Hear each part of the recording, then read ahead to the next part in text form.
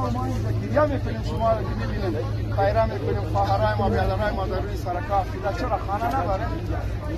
زندگی نداریم از ما کده اقتصاد هیچ کس خراب نیست ما 1000 افغانی نداشتم سرمایه ما نیست این روز برای ما 1000 افغانی داشت بینم اینجا این شو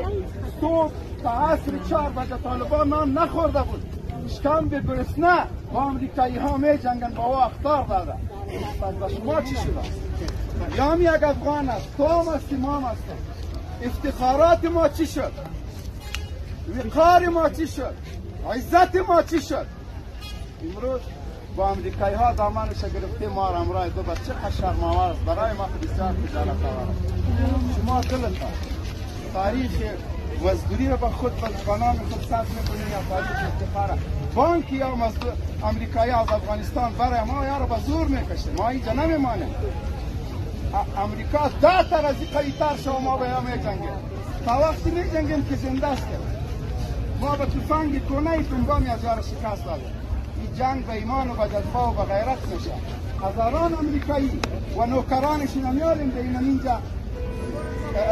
مشغول امنیت هستند ما زیادتر حراس نداریم هزاران تانگای شما یک نفر به نمایندگی شما میبرم تانگای امریکایی بالاتر تکنولوژی قبضه ما و هزاران شما از پیش میگیریم ما اجازه نمیدیم که بیت المال افغانستان کسی ببرد و فوج ما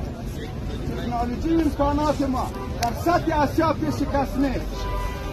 این ما نگاه میکنیم یک بود یک دریش یک مرمی را به کسی اجازه نمیدیم خیانت کنند این فکر نکنید این وسایل و تانگا و چیزا را به مملکت‌های دیگر ببریم برادر ما در 2008 در چادر خود به ما 11 تا مرمی تفنگ آورده بود ما چطور غیرتی کنیم که تفنگ و مرمی خود به دیگران بفروشم پس ما سبا جواز مادر خود چی بکنم؟ یکی مطمئن باشه